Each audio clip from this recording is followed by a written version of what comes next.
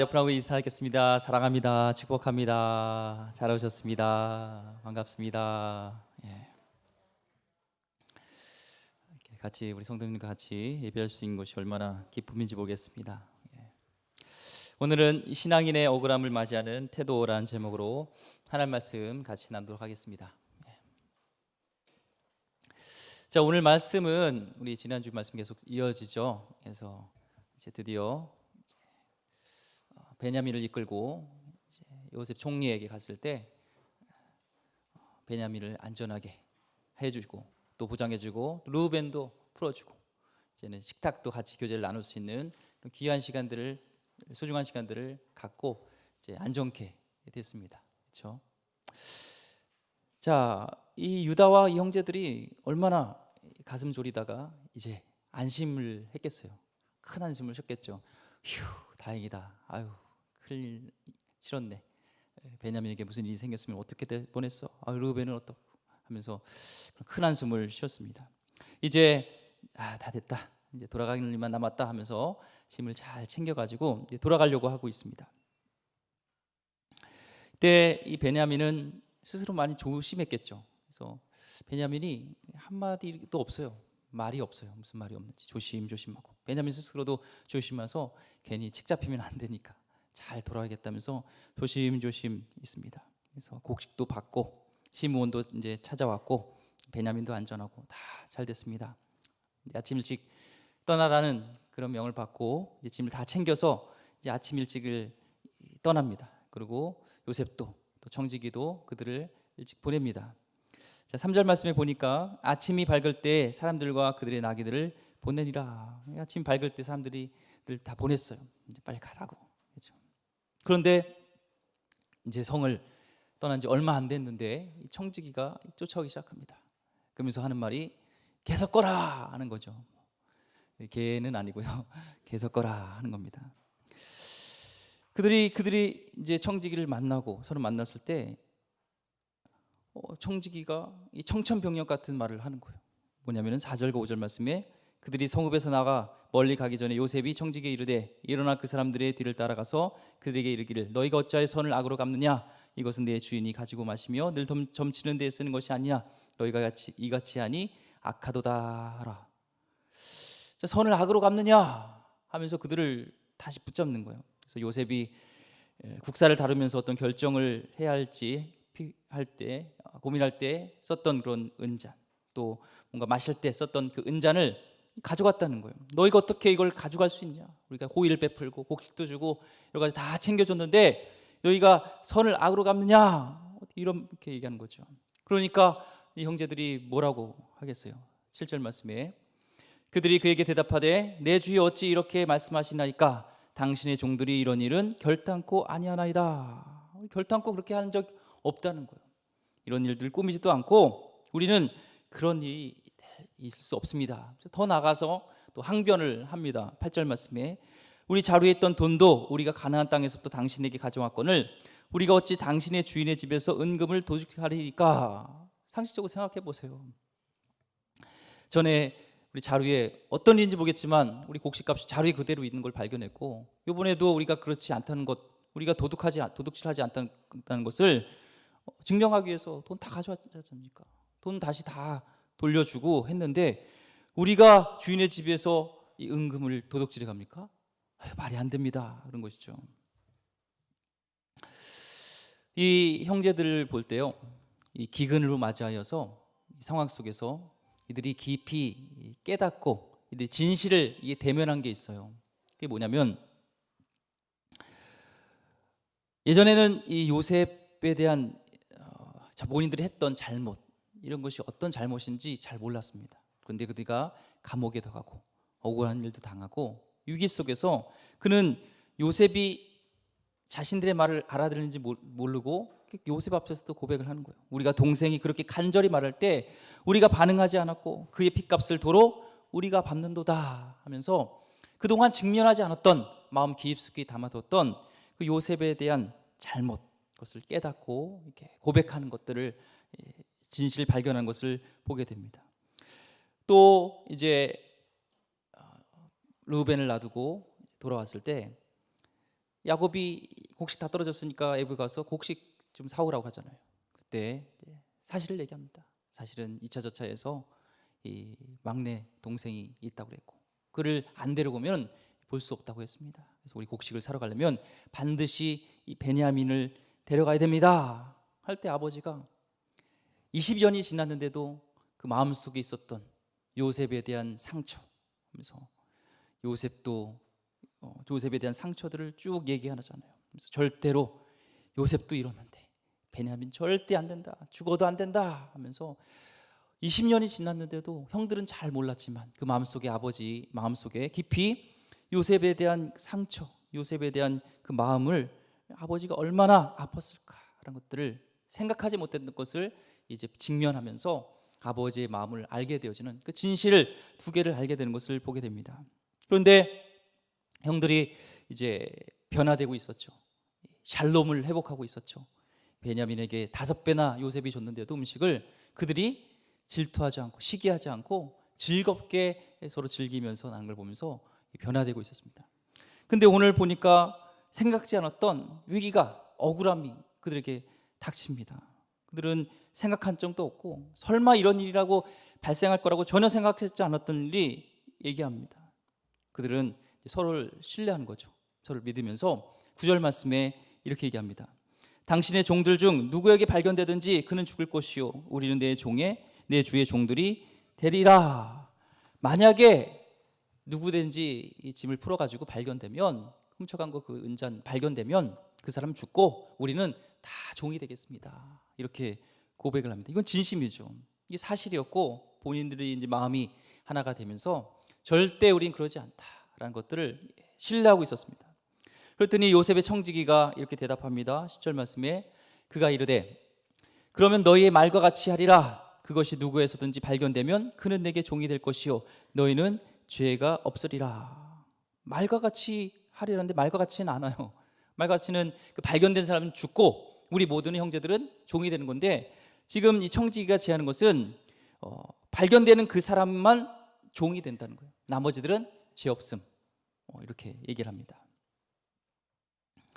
그리고 이제는 각자의 자료를 한번 풀어보자 하면서 한번 그들도 형제들도 자신감 있게 자료를 다 내렸겠죠. 자신감이 있으니까 그런 일도 없고 훔쳐갈 일도 없고 그런 계획한 것도 없고 그러니까 다 이제 내려놓고 자료를 풉니다. 여기서 이제 기가 막힌 장면들이 나오죠. 12절 보겠습니다.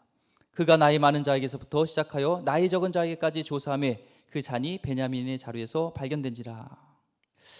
여기서 간단하게 요약되어 있지만 하나님께서 역사를 이끌어 간다는 것들을 우리가 은근히 보여주는 장면을 볼 수가 있습니다. 나이 많은 자부터 조사해서 작은 자까지. 그래서 12지파를 하나님께서는 염두에 주시고 이스라엘이 이제 12지파를 이룰 것을 염두하는 것을 보게 되죠.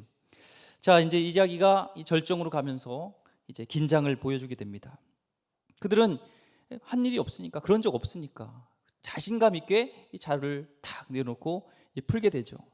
그러니까 청지기는 누가 알려주지도 않았는데 그 요셉과 같이 식사할 때도 순서대로 앉혔잖아요. 여기서도 순서대로 차를 풉니다. 루벤, 시므온, 유다, 단, 납달리, 갓, 아벨, 이사갈, 수불론까지 쭉 이렇게 순서대로 이제 자를 검사했겠죠. 각자의 자를 검사할 때 어떤 마음이 들었을까요? 각자를 다 감사. 루벤, 없어. 어휴, 다행이다. 그렇지. 그럼 그렇지. 그럴 리 없지. 또 다음 시몬, 없어. 휴, 다행이다. 없지. 그럼 그렇지.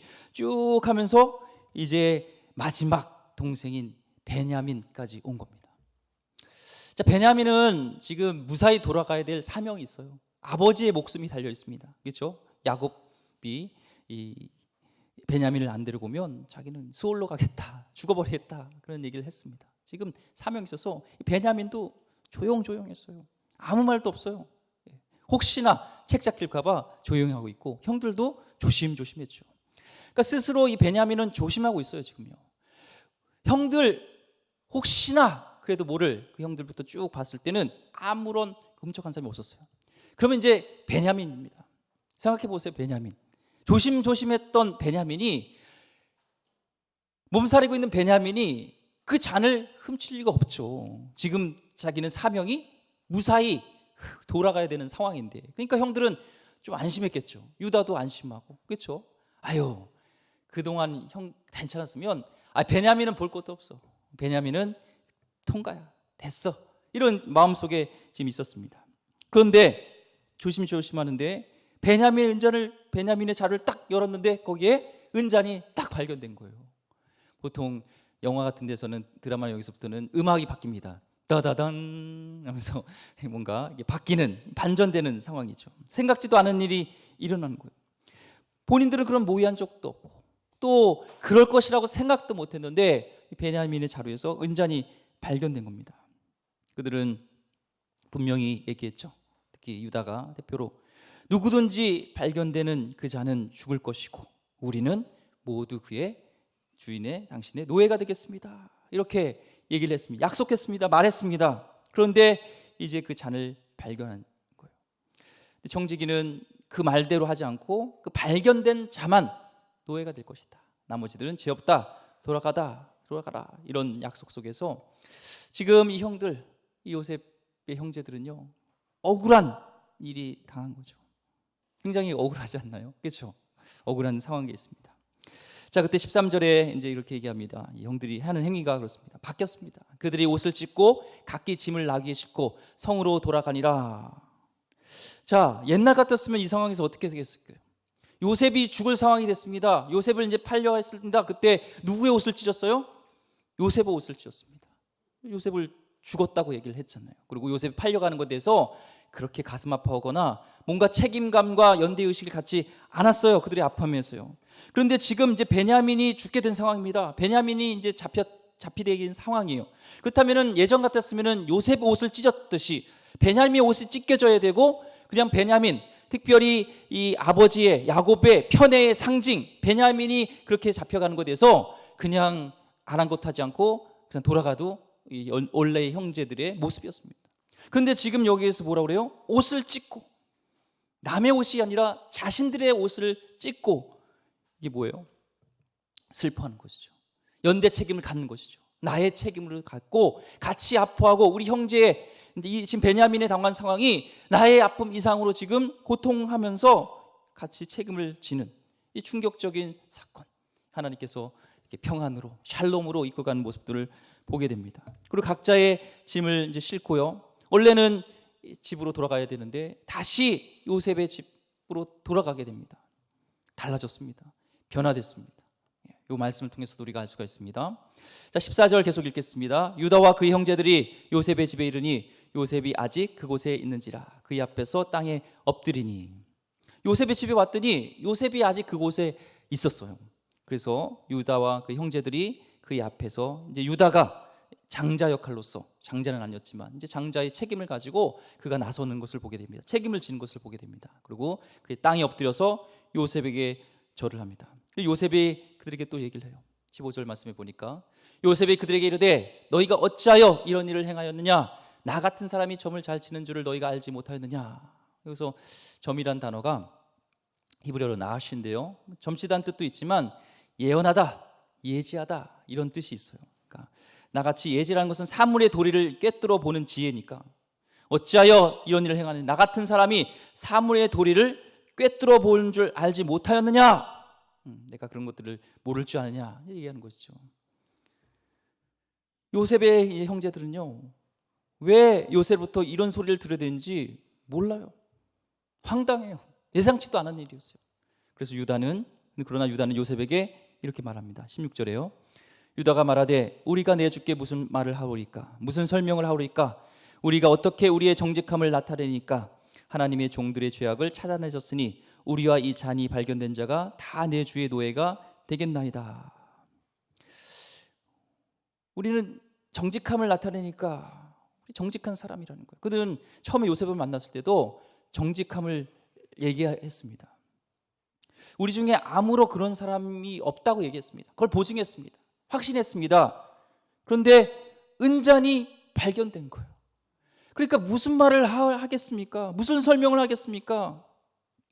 더욱이 베냐민은 안전하게 돌아가야 되는 사람인데 이 베냐민한테서 그런 일이, 이 은잔이 발견되니까 어떻게 설명할 길이 없습니다. 우리가 정직하다고 말했는데 이렇게 우리 가운데서 은잔이 발견되니까 더 이상 우리는 할 말이 없습니다. 이 정직함을 보여주겠다는 것 뜻보다 유구무원이에요. 할 말 없습니다. 뭐라고 할 말은 없습니다 라는 것이죠. 동시에 이 일에 대해서 변명하거나 뭔가를 막 얘기하고보다 설명할 수 없지만 우리에게 일어난 일에 대해서 우리가 한 말에 대해서 책임지겠습니다, 이걸 얘기한 거죠. 유다가 얘기했잖아요. 발견된 자는 죽고 우리는 같이 노예가 되겠습니다. 이해할 수 없지만 우리는 그것을 지키겠습니다, 책임지겠습니다, 이런 표현입니다. 그러면서 하나님이 종들의 죄악을 찾아내셨으니 고백합니다. 하나님이 종들의 죄악을 찾아냈다고 하면서 영문을 모르지만 우리 가운데 이 잔이 발견되었으니 그것은 뭔가 우리 가운데 죄악이 있었기 때문에 하나님께서 그것을 발견하게 하신 것이다. 우리의 죄악이다. 책임을 남한테 돌린 것이 아니라 본인들에게 지금 있다는 거예요. 더 나아가서는 하나님께서 우리 종들을 통해 우리에게 죄악을 발견했다는 것은 지금 요셉까지도 생각했던 겁니다. 과거에 있었던 그 죄까지도 뭔가 소급해서 지금 이런 일이 되게 하신 것은 어쨌든 이해할 수 없지만 우리의 죄악입니다, 이렇게 고백하는 것이죠. 그러면서 우리와 이 잔이 발견된 자가 다 내 주의 노예가 되겠습니다, 이렇게 고백합니다. 말한 그대로 책임을 지십니다. 그리고 우리와 베냐민이 아니라 분명히 이 잔에서 발견된 사람만 노예로 한다고 청지기는 얘기했는데 지금 유다는 우리와 이 잔이 발견된 자라고 얘기를 해요. 그러니까 베냐민이 왜 이런 일을 했지? 베냐민 저 녀석 왜 저랬어? 이거보다는 책임을 지겠다는 거예요. 그런 일 일어날 일이 없는데, 이해할 수 없지만 이게 하나님 우리가 죄를 져서 뭔가 일어난 건지 뭔지 알 수 없지만 우리가 책임지겠습니다. 말한 그대로 우리도 같이 책임지겠습니다, 이렇게 얘기를 하는 것이죠. 그래서 베냐민을 보호하려는, 같이 우리는 공동체입니다 라는 걸 생각하면서 지금 이렇게 고백하고 있는 겁니다. 그랬을 때 요셉이 뭐라고 말하죠? 17절 말씀에 요셉이 이르되 내가 결코 그리하지 아니하리라. 잔이 그 손에서 발견된 자만 내 종이 되고 너희는 평안히 너희 아버지께로 도로 올라갈 것이니라. 그렇게 하지 마. 잔 발견된 베냐민만 종이 되고 이제 잡히고 나머지는 평안히 다시 고향으로 돌아가라는 겁니다. 샬롬으로 가라는데 샬롬이 될 수가 없어요. 평안이 있을 수가 없어요. 베냐민을 안 될 거면 아버지는 죽고 그렇잖아요. 그런 상황이잖아요.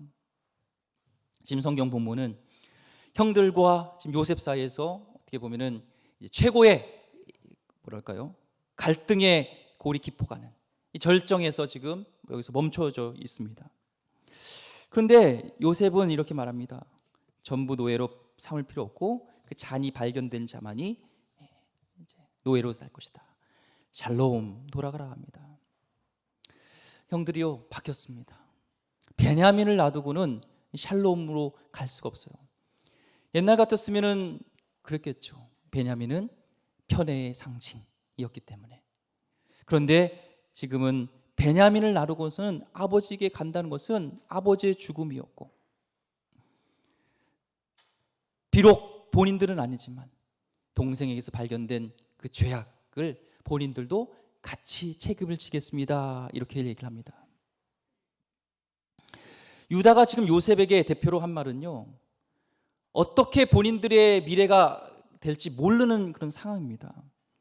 지금 이 유다를 비롯한 이 형제들도요, 식솔들이 다 있어요. 심지어 베냐민도 소년이 아니에요. 이 이집트를 나중에 갈 때 보면요, 가족들을 같이 동원한 거 보면 결혼했고 식솔들이 자녀들이 있어요. 지금 본인이 안 가면, 본인부터 유다부터 안 가면 자녀부터 지금 굶어 죽을지 모르는 상황인데 그것까지 다 어떻게 될지 모르지만 그에 대한 책임을 지겠습니다, 지금 이런 얘기를 하고 있는 겁니다. 당신이 노예가 되겠습니다.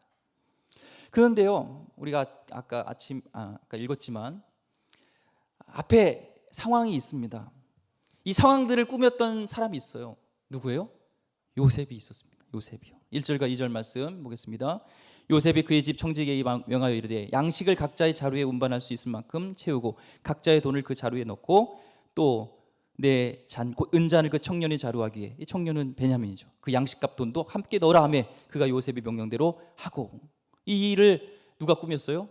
요셉이 꾸민 겁니다. 그리고 청지기는 그 요셉이 시킨 대로 그 명령대로 한 거예요.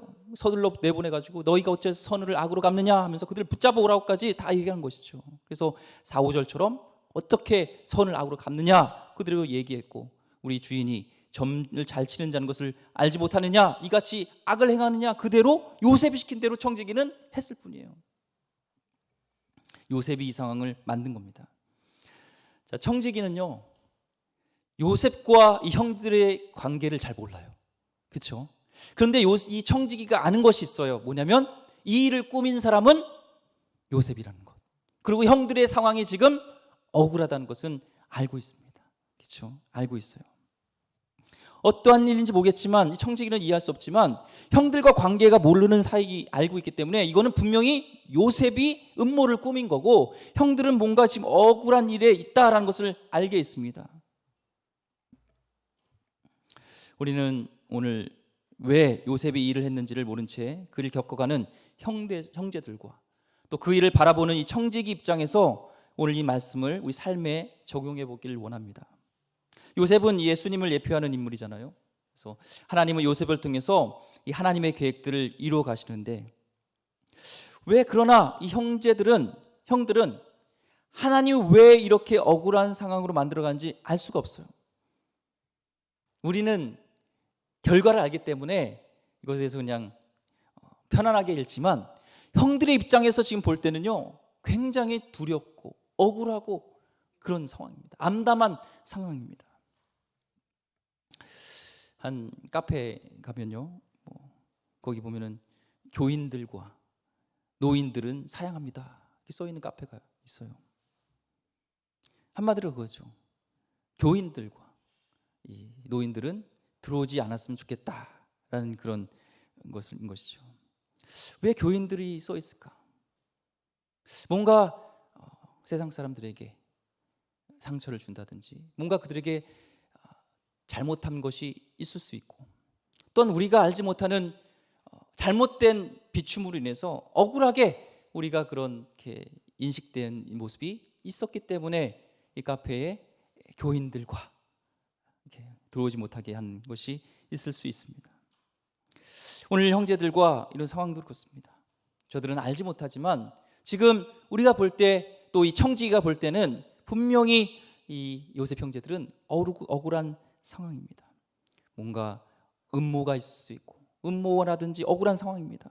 마찬가지로 이 세상이 볼 때 우리를 향해서, 믿는 자를 향한 음모일 수도 있고, 아니면 우리의 정말 잘못된 걸 수도 있지만, 지금 우리가 그런 것과 상관없이 유다와 형제들한테서 우리가 배울 수 있는 태도는, 오늘 우리가 교회로서 또 성도로서 배워야 할 부분이 분명히 있다는 것입니다. 유다와 그의 형제들은요, 그런 은잔을 훔치는 일을 하지 않았습니다. 그런데도 지금 그런 일이 일어나서, 누군가의 음모로 인해서, 요셉의 음모지만 지금 죽게 되어지고 노예로 지금 삼아지는 이런 상황, 억울한 상황에 지금 있는 것이죠. 가족에게 그로 인해서 어떤 피해가 올지를 모릅니다. 어떤 피해가 올지 몰라요. 그런데 이 상황 가운데 청지기는 뭘 봤어요? 형제들이 말한 대로 지키는구나. 형제들은 어떤 상황 속에서도 지금 베냐민을 지키려고 하고 있구나. 책임을 가지려고 하고 있구나. 분명히 말 바꾸지 않고, 우리가 이런 은잔이 발견된 자는 죽고 우리는 노예가 되겠습니다. 그거에서 우리가 죽이는 것은 뭐 요셉이 할 일이니까, 총리 갈 것인가 모르지만, 우리로서 책임지는 것, 내가 책임져야 될 것, 분명히 내가 노예가 되겠습니다. 이거에 대해서 지금 적극적으로 책임을 지고 있잖아요. 분명히 요셉과 지금 청지기는 돌아가라고 했는데도 아닙니다. 우리가 노예로서 책임지겠습니다. 이것을 계속 보는 것이죠. 우리가요, 교회로서, 믿는 자로서 세상에 약속한 것들이 있어요. 말한 것들이 있어요. 사랑을 얘기한 것도 있고요, 빛과 소금을 얘기한 것도 있고, 많은 것들을 얘기했어요. 세상 사람들도 알아요.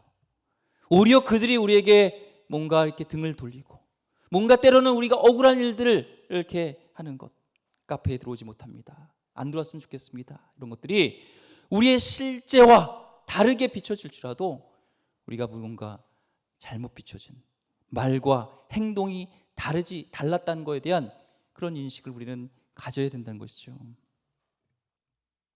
한 예로 그렇습니다. 이제 확진자가 이제 교회가 생길 수도 있어요. 그럴 수 있습니다. 예. 무증상 간염으로 오랫동안 있다 보면 그렇게 될 수가 있습니다. 우리가 방역 수칙을 다 지키지만 억울하게 이렇게 올만 올 수도 있습니다.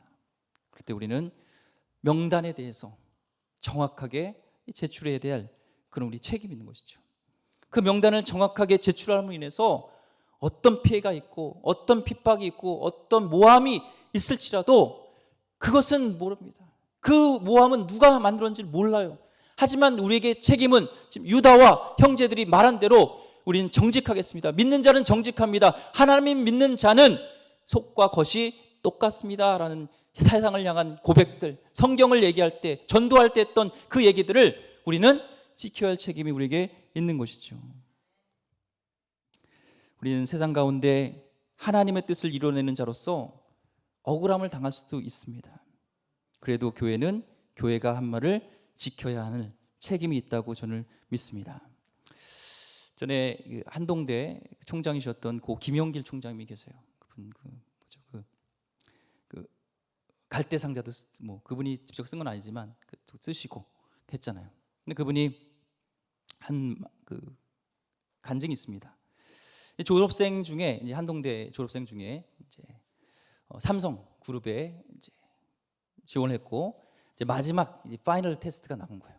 그래서 몇 명에서 어렵게 해서 파이널 테스트를 갔는데 이제 마지막 이제 시험이 있었습니다. 시험 문제를 내고 이제 감독관이 시험 문제를 줬는데 너무 어려운 거예요. 이 시험 문제는 현장 속에서 경험하지 못한 사람은 도저히 풀 수 없는 문제라는 거예요. 근데 그러고 나서 시험관이 나가버렸어요. 그때 같이 왔던 그 응시자들은요, 같이 서로 상의하고 여러 가지 자료를 보면서 답을 적었다는 거예요. 근데 본인도 답을 적고 싶잖아요. 인생이 달린 문제잖아요. 삼성그룹이라는 게 뭐 들어가기가 쉬운 건 아니잖아요. 그런 기회가 쉽진 않잖아요. 그런데 이 한동대는 무감독 시험이잖아요.